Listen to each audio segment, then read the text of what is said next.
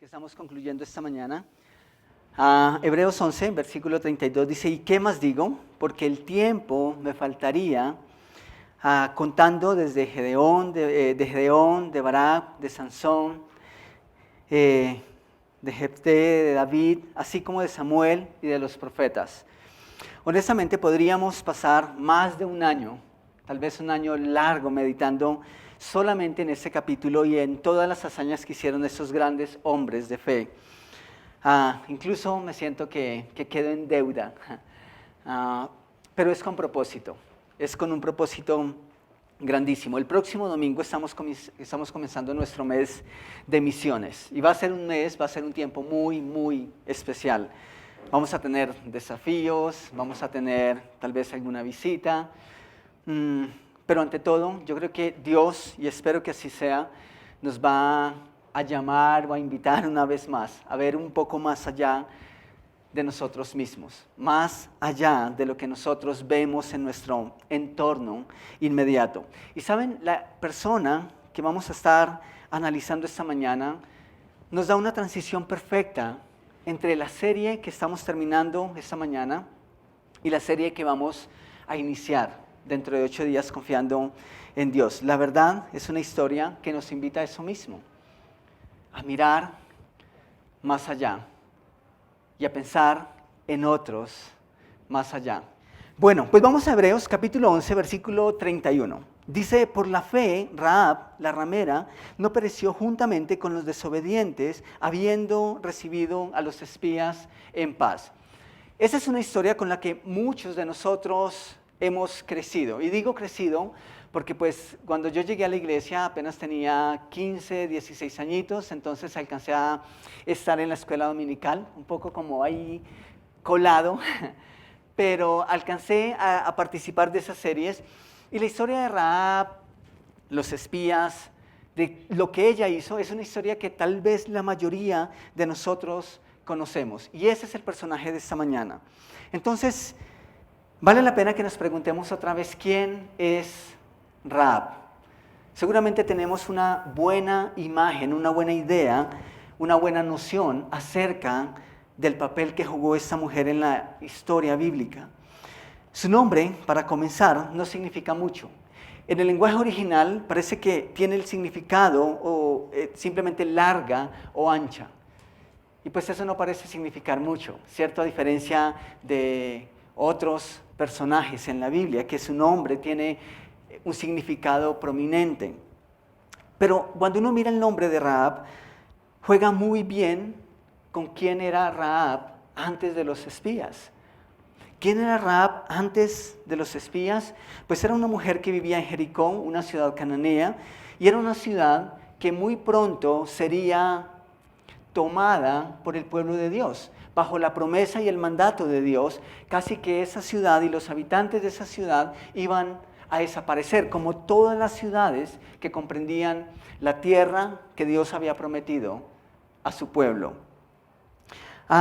De hecho, si somos honestos, Rahab estaba en la primera línea de guerra, porque vamos a notar que aparentemente ella vivía en uno de los muros que conformaba la fortaleza de la ciudad.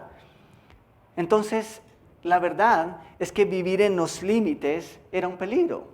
Ella estaba en la primera línea de guerra y tenía solo una opción. ¿Cuántas opciones necesitamos nosotros? A veces queremos muchas, ¿cierto? Y cuando tenemos muchas, luego no sabemos cuál tomar. Ese es un problema. Pero Rahab solo tenía una opción y la tomó. Y eso vamos a verlo en el transcurso de la charla. No necesitaba más, solo necesitaba una oportunidad. Y qué bueno que ella la tomó.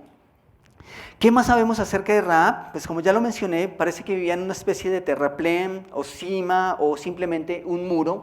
Las ciudades antiguas construían muros alrededor de la ciudad.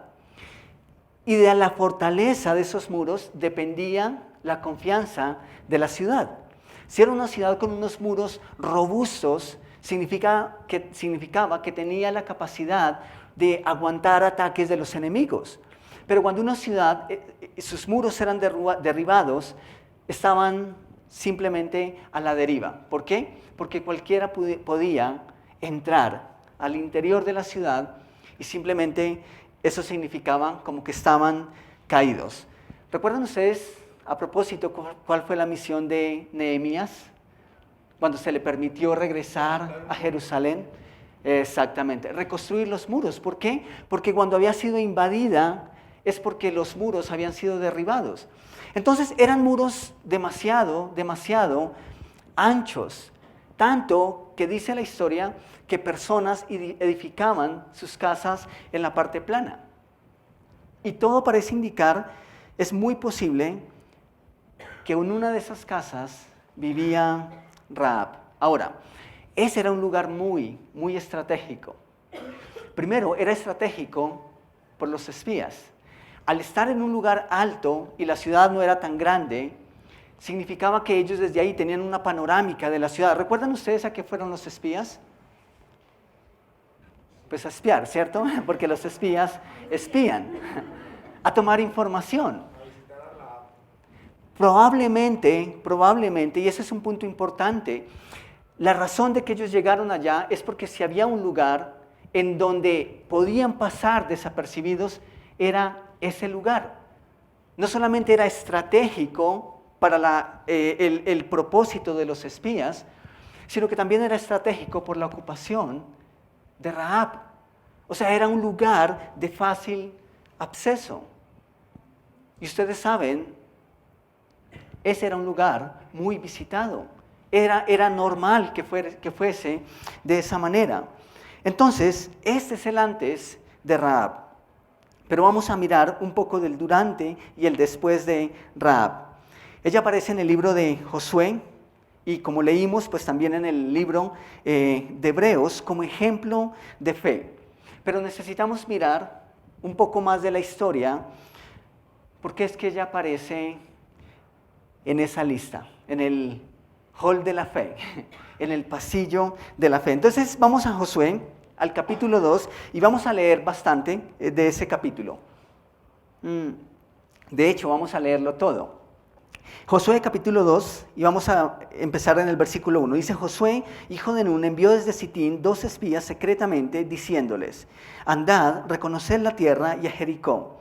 Y ellos fueron y entraron en casa de una ramera que se llamaba Rahab, y posaron allí. Es decir, parece ser un sitio también en donde simplemente los viajeros, no necesariamente personas que iban con un propósito diferente, entraban a ese lugar. Entonces, por eso digo que era un lugar que era muy frecuentado por cualquier tipo de persona. Entonces, esa era una ventaja para que los espías llegaran. Versículo 2 dice: y fue dado aviso al rey de Jericó, diciendo: he aquí que hombres, hijos de Israel, han venido aquí esta noche para espiar la tierra. Interesante. Es normal que llegaran muchos visitantes. Eso es apenas normal. ¿Cómo es que el rey se enteró que eran judíos, que eran hebreos y que aparte eran espías? Bueno, dicen pueblo chico, infierno grande, ¿cierto?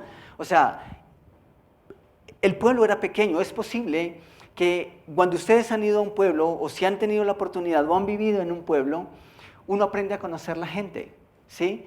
Incluso sus rasgos, su dialecto. Hay muchas cosas que son características de un pueblo. Es posible que eso estuviese pasando. Pero Josué había enviado a los espías secretamente. Claro, tenía que ser secreto. Pero rápidamente, muy rápido, ¿qué pasa? Son descubiertos. Y entonces, ¿qué pasa con la misión? Mira, ¿cómo es que el rey descubrió? Pues no lo sabemos. Posiblemente tal vez tenían unos espías, ellos también. Y se enteraron. ¿Quién le informó? No sabemos. Lo que sabemos es que rápidamente fue dado aviso al rey y la misión se cayó. O sea, el plan que había elaborado Josué junto con los espías había fracasado. Literalmente había fracasado. ¿A ustedes les gustan cuando las cosas que han planeado, a las que le han dedicado tantísimo tiempo, no salen como son. De hecho, creo que muchos de nosotros hemos llevado la vida luchando por lograr una cosa, por lograr otra, golpeamos aquí, luego golpeamos acá. Y es como si las cosas no funcionaran. Intentamos. ¿Y qué pasa? No funciona. Y entonces viene la frustración. Muchos nuevos creyentes dicen, esto es por la iglesia. Me acerqué a Dios y a mí las cosas empezaron a ir mal. Entonces, esto es culpa de la iglesia, es culpa de Dios, mejor me alejo. Pero es frustrante cuando las cosas que hemos planeado no salen como hemos planeado. Y aquí la misión de estos hombres ya había salido de control. Y a nosotros no nos gusta perder el control, ¿cierto? Pero ¿saben algo interesante? Yo creo que Dios a propósito a veces nos lleva a eso mismo, justo a perder el control. Es como si Dios a veces nos quita el control, porque nosotros ya lo hemos tenido mucho tiempo. Y es como si Él simplemente a propósito hace esas cosas. Así que si es por Josué y si es por los espías, chao, no hay nada que hacer. El versículo 3 dice, entonces el rey de Jericó envió a decir a Rahab, saca a los hombres que han venido a ti y han entrado a tu casa, porque han venido para espiar toda la tierra. O sea, esa era una orden directa. ¿Qué opciones tenía Rahab? Era una orden con conocimiento de causa. Es decir, lo que el rey dijo era verdad. Y era verdad porque tenía conocimiento, alguien le había informado, se había enterado. Así que Rahab no tenía muchas opciones. Eso no solo era malo para los espías y para Josué. De hecho, los espías ahora mismo estaban en riesgo. ¿Pero qué de Rahab? ¿Cuál era la venganza por haber recibido a hombres que iban simplemente en calidad de espías? Su vida y la vida de los espías corría peligro. Pero continuemos leyendo, versículo 4. Pero, ¿ustedes tienen ese pero también? Versículo 4 dice, pero, un bendito pero. ¿Les gustan los peros? ¿No? Cuando mandan al niño a la tienda y dicen, ve por 2 libras de arroz, 1 libra de papa, y el niño dice, pero, ¿ustedes les gusta? No. Cuando tienen una idea súper brillante y la quieren comentar con toda emoción a su amigo, a la iglesia, y les dicen y escuchan el pero, ¿les gusta? No, ¿cierto? No nos gustan los peros. Pero ¿saben? Este es un pero maravilloso. No nos gustan los peros, pero aquí, gramaticalmente, ese pero constituye un contraste.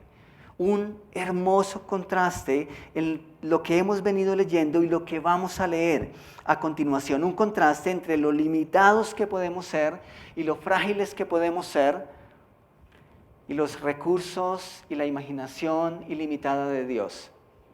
Un contraste entre hombres de guerra huyendo y una mujer tal vez frágil, que no contaba tal vez para la gran mayoría, pero que Dios está a punto de hacer algo maravilloso, incluso dar el primer paso para lo que va a ser una victoria adelante. El versículo 4 entonces dice, pero la mujer había tomado a los 2 hombres y los había escondido y dijo, es verdad que unos hombres vinieron a mí, pero no supe de dónde eran. Tal vez ahí no está mintiendo. Es muy posible que no está mintiendo. Versículo 5, y cuando se iba a cerrar la puerta, siendo ya oscuro, esos hombres se salieron y no sé a dónde han ido. Seguidlos a prisa y los alcanzaréis. Wow, ahí las cosas empiezan a trabarse para Rahab, ¿cierto? Porque evidentemente aquí ya está mintiendo. Versículo 6, mas ella los había hecho subir al terrado y los había escondido entre los manojos de lino que tenían puestos en el terrado. Y los hombres fueron tras ellos por el camino del Jordán hasta los vados, y la puerta fue cerrada después que salieron los perseguidores. Antes que ellos se durmiesen, ella subió al terrado y les dijo, sé que Jehová, y escuchen eso por favor, sé que Jehová os ha dado esta tierra, porque el temor de vosotros ha caído sobre nosotros, y todos los moradores del país ya han desmayado por causa de vosotros. Impresionante. Hagamos otra pausa aquí. Hay varias cosas que que están ocurriendo aquí. Rahab conocía algunas de ellas. Por ejemplo, conocía algo de lo que Dios es capaz de hacer. Había escuchado de una u otra forma acerca del Dios de Israel. Rahab conocía algunas cosas, desconocía otras y también mintió en otras. Conocía de alguna manera también el plan de Dios. Pero ¿saben qué es lo genial?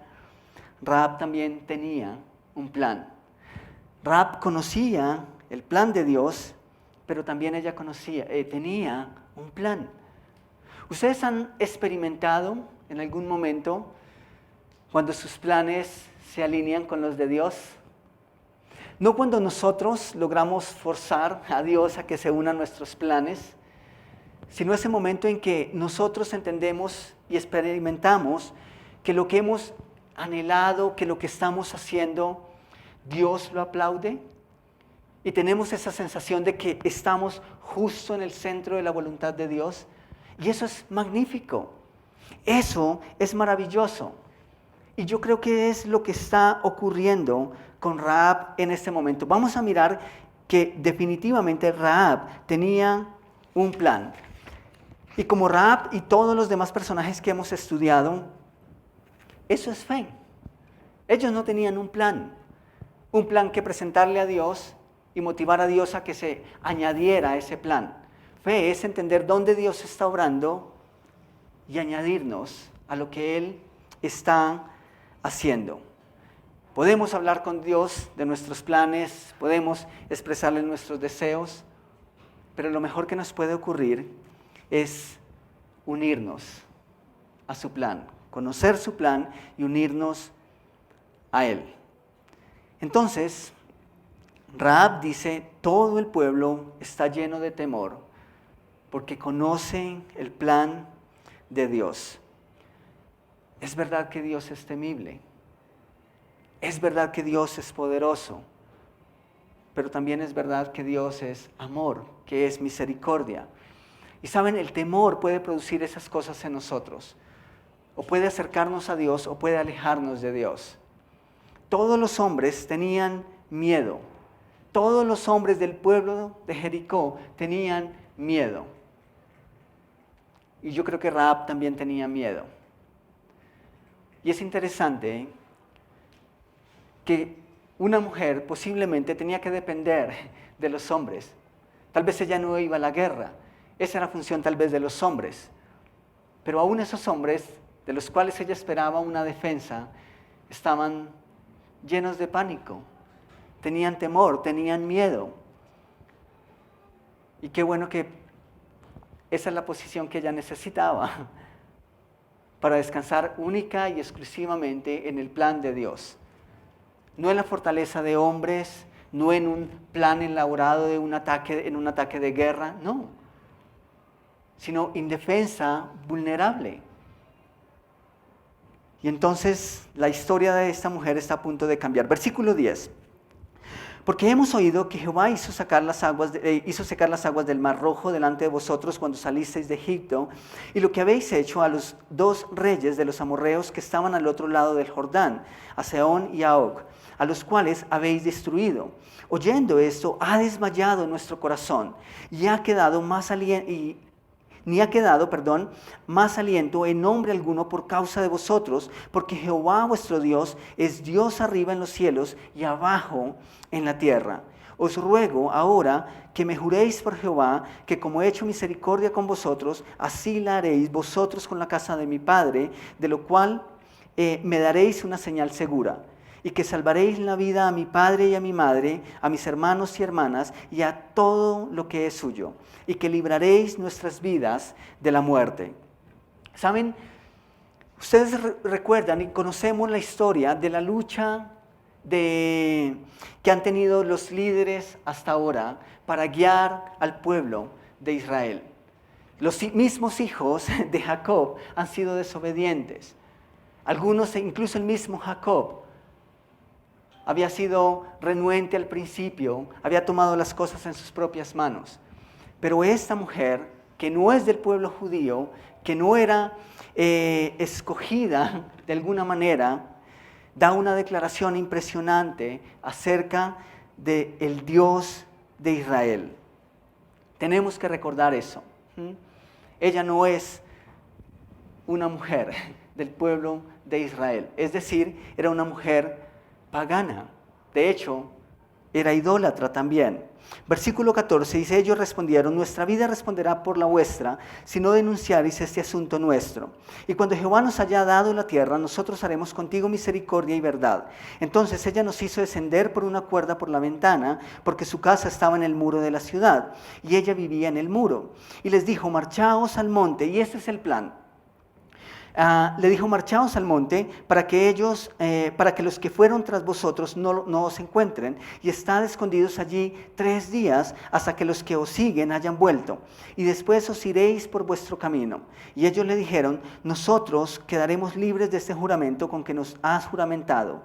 He aquí, cuando nosotros entremos en la tierra, tú atarás este cordón de grana a la ventana por la cual nos descolgaste.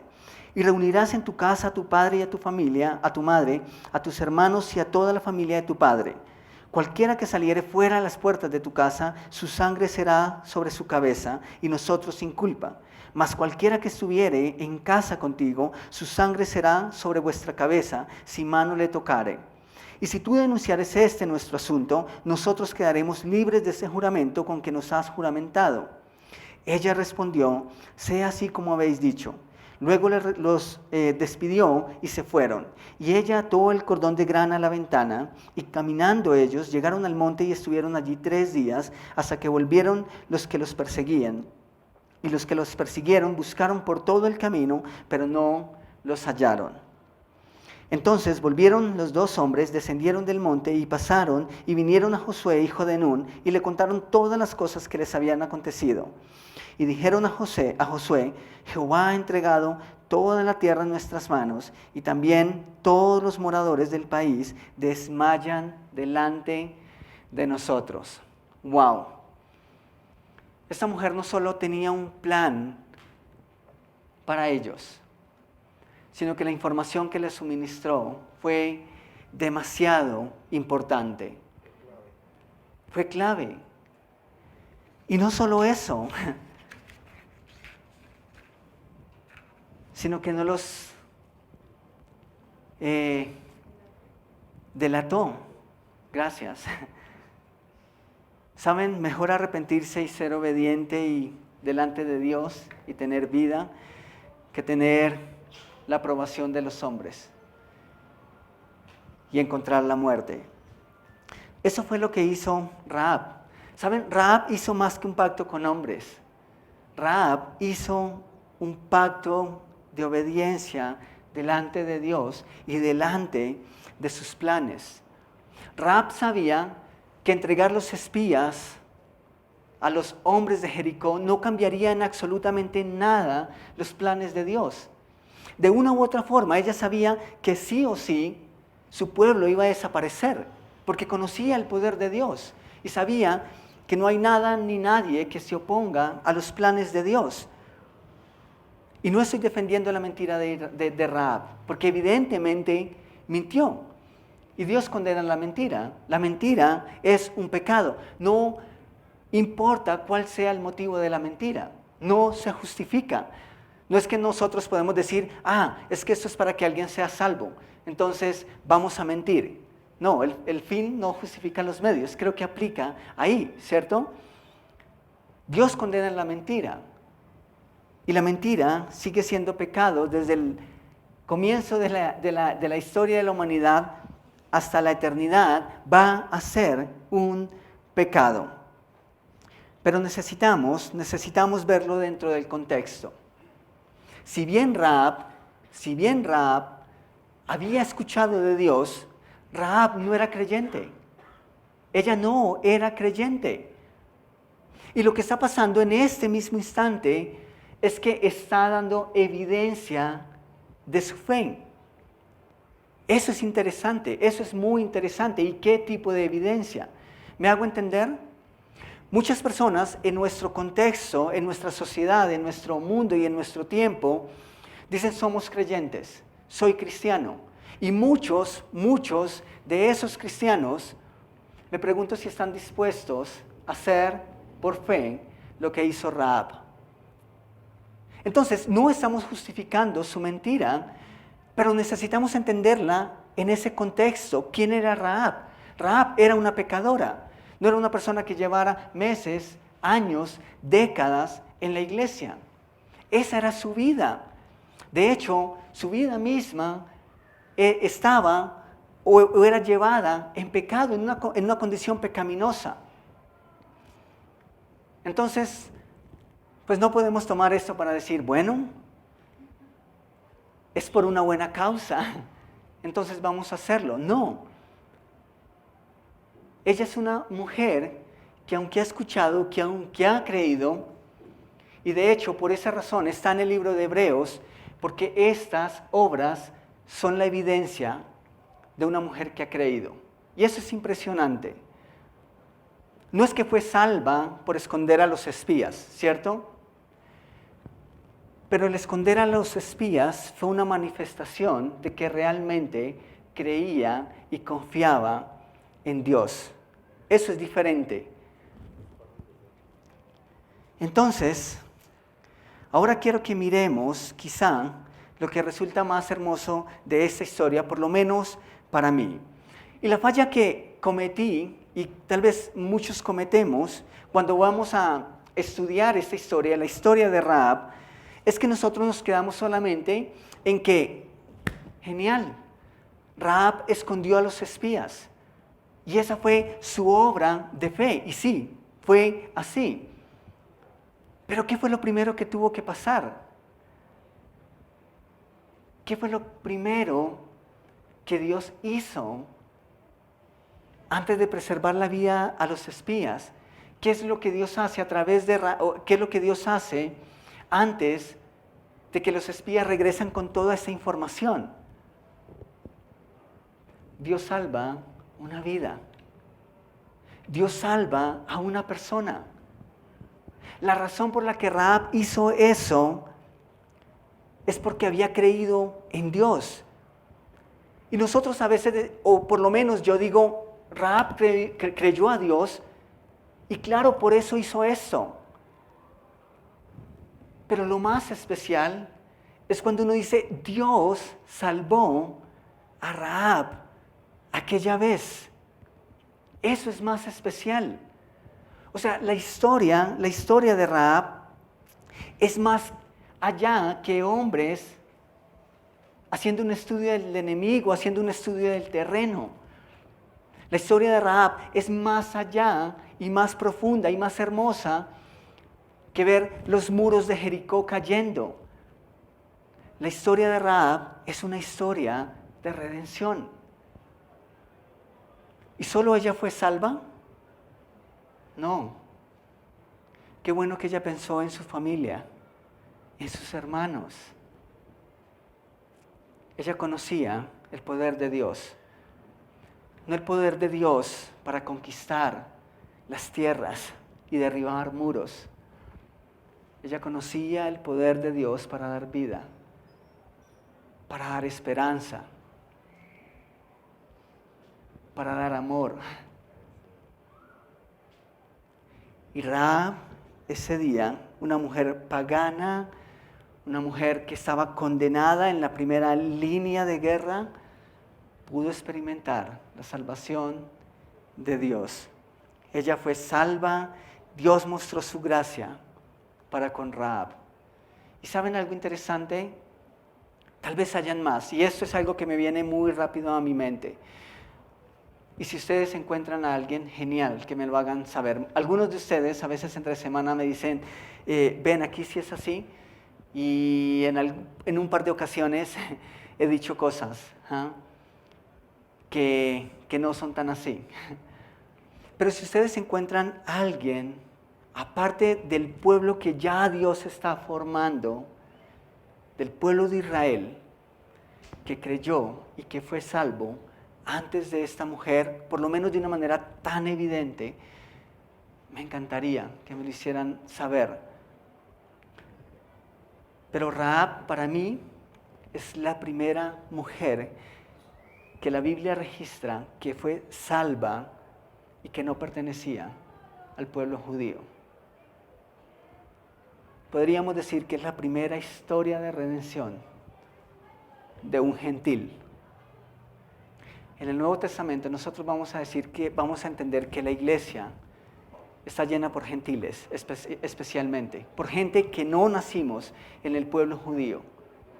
Pero esta, para mí, es una historia, tal vez la primera historia de redención de un gentil que encontramos en la Escritura. Ahora, ¿Dios perdona la mentira de Rahab? ¿Sí o no? Sí. Dios perdona la mentira de Rahab, pero exalta su fe. Y eso es interesante. ¿Ustedes se imaginan donde Dios hiciera con nosotros lo inverso? Donde Dios exaltara donde Dios exaltara las cosas malas, nuestros errores, nuestros pecados, nuestras faltas. Simplemente las exaltara, las pusiera por todo lado y escondiera nuestras virtudes. A veces nosotros hacemos eso. A veces como humanos hacemos esas cosas.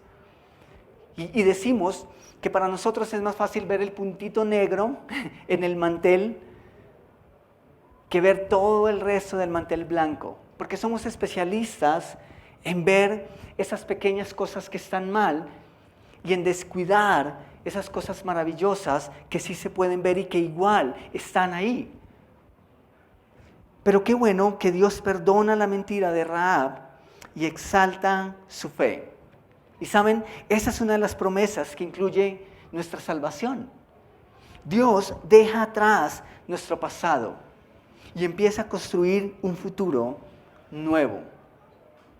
Nuestro pasado para Dios es pasado, sin importar lo que hayamos hecho, sin importar de dónde venimos, sin importar quién fuimos en el pasado.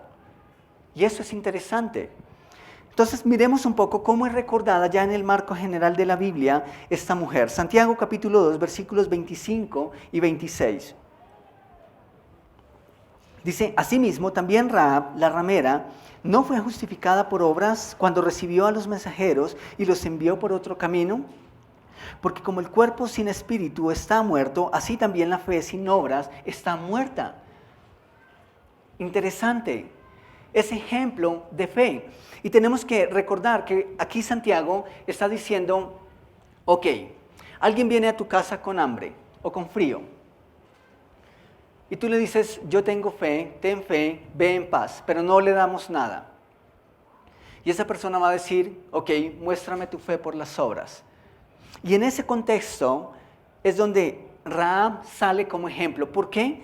Porque no se quedó solo en el decir, yo creo en el Dios de Israel, yo creo en Jehová, yo creo que Él es Dios arriba y es Dios en la tierra.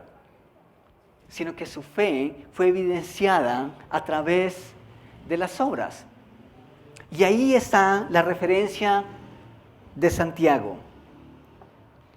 Rahab fue justificada por las obras. Hebreos capítulo 11, versículo 31. Bueno, entendemos ese concepto, ¿no? No es que fue salva por las obras, sino que las obras evidenciaron la fe que ya tenía. Hebreos capítulo 11, versículo 31, que ya lo leímos, dice, por la fe Rahab, la ramera, no pereció juntamente con los desobedientes, habiendo recibido en paz a los espías. Y quizá la más sublime de las declaraciones y las referencias que encontramos acerca de Rahab está en el Evangelio de Mateo. Mateo capítulo 1, versículos 5 y 6. Dice, Salmón engendró de Rahab a Boz, Boz engendró de Rub a Obed y Obed a Esaí. ¿Y qué dice el versículo 6? ¿Pueden leerlo?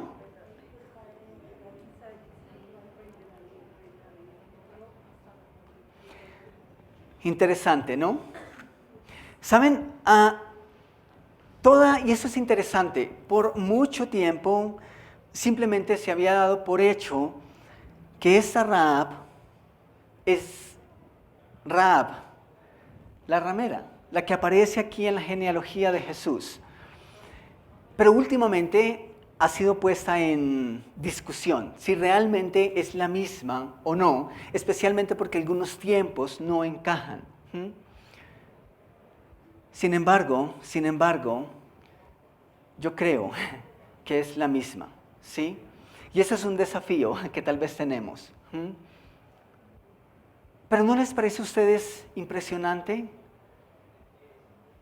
No solamente fue salva del juicio o simplemente de haber muerto por mandato de Dios cuando su pueblo entró a tomar en posesión las tierras, sino que también fue salva su familia. Y Dios la usó de una manera tan especial que la pone en su árbol genealógico.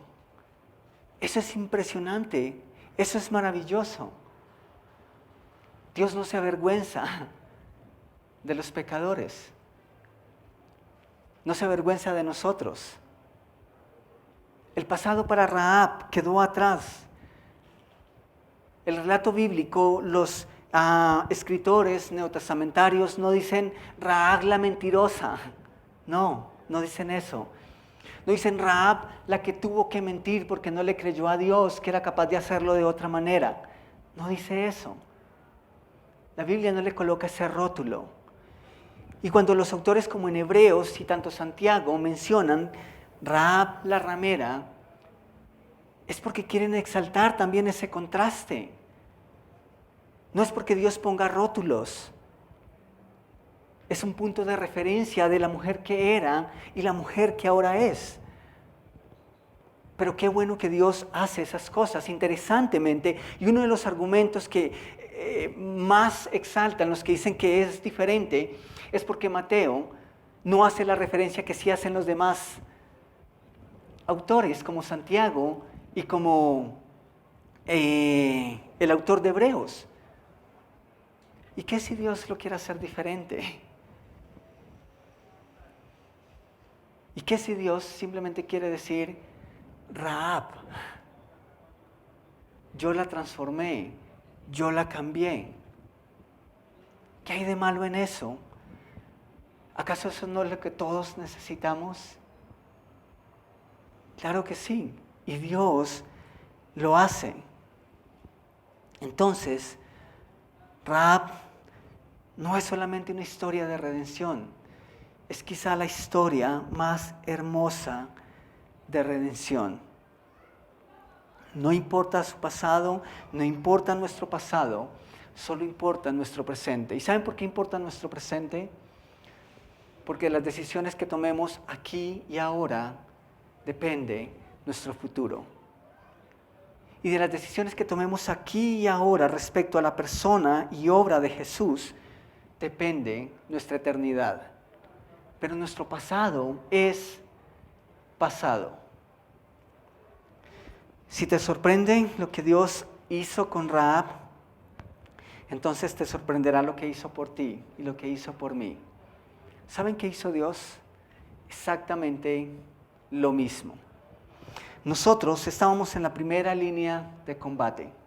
De hecho, éramos los primeros candidatos a morir.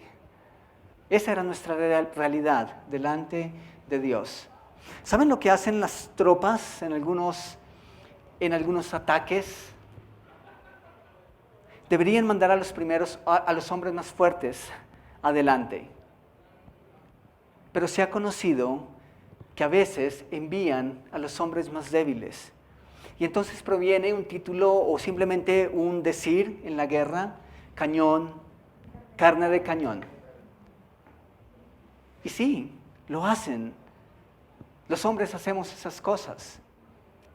Y usted y yo, delante de Dios, éramos carne de cañón.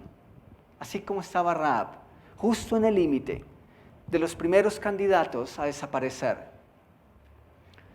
Pero ¿saben Dios qué hace? Hace lo mismo que hizo con Rahab, con cada uno de nosotros. Si ustedes leen la historia, capítulo 32, empecé con Josué, capítulo, si me ayudan, porque ahora lo perdí.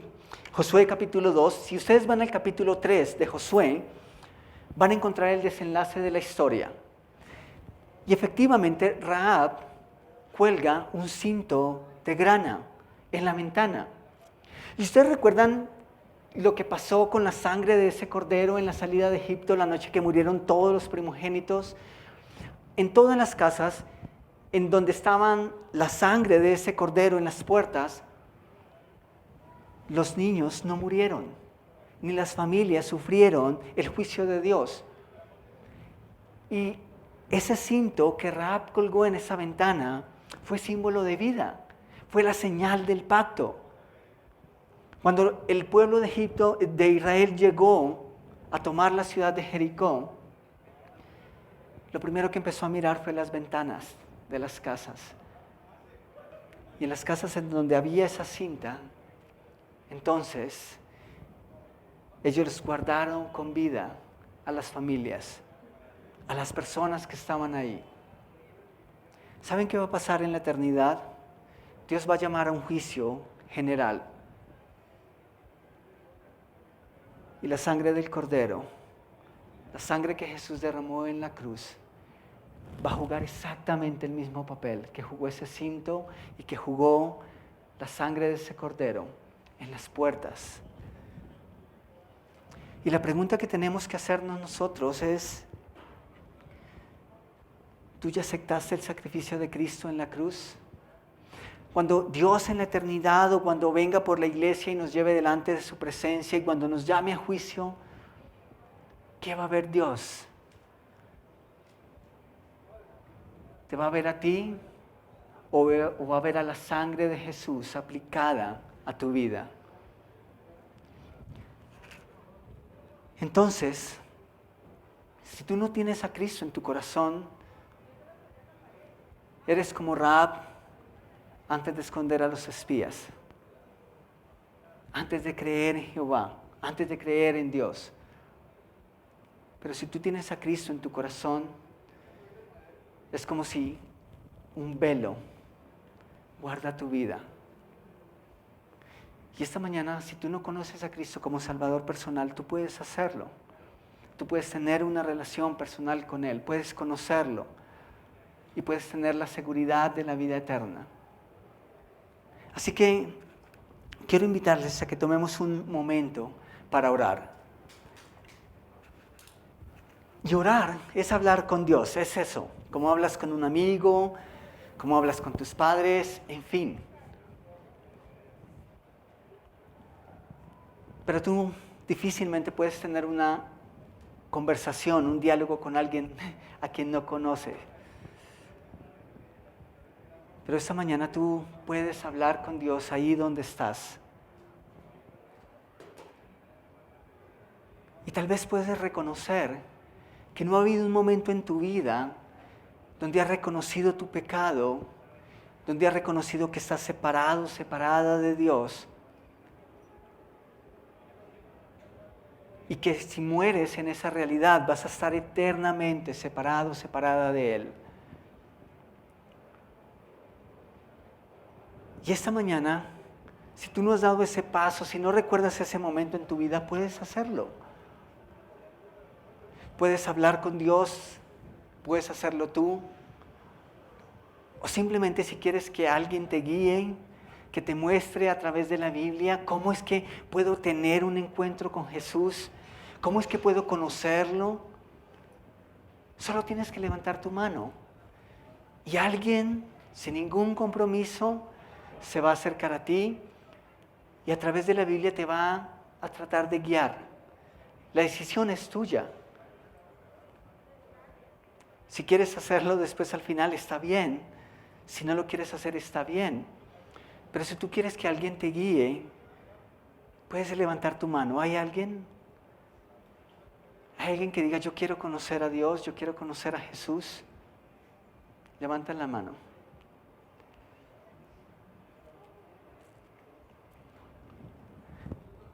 Señor,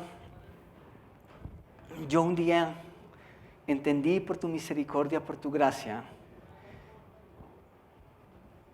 que era digno de morir por mi pecado.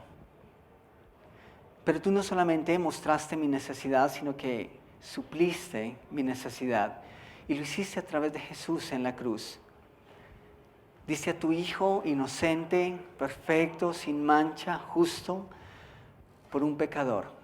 Y por cada uno de nosotros aquí esta mañana y por todos aquellos que conforman tu iglesia el día de hoy y por todos aquellos que por tu gracia y por tu misericordia serán añadidos. Pero lo hiciste por pecadores. Mi pecado tal vez es diferente al de Rahab, al de una prostituta, pero no es diferente delante de ti, es igual.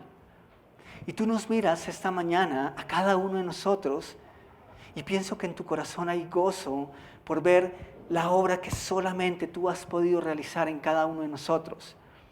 Pero también, Señor, quizá tú miras a cada uno de nosotros, a nuestro corazón, y ves cosas que tal vez todavía no han quedado en el pasado. Y yo te ruego, Señor, que tú nos ayudas a luchar con esas cosas. Que quizá, así como hizo Santiago y el autor de Hebreos con Rahab, que conozcaron como ese rótulo o ese pasado, pero que como lo hizo Mateo,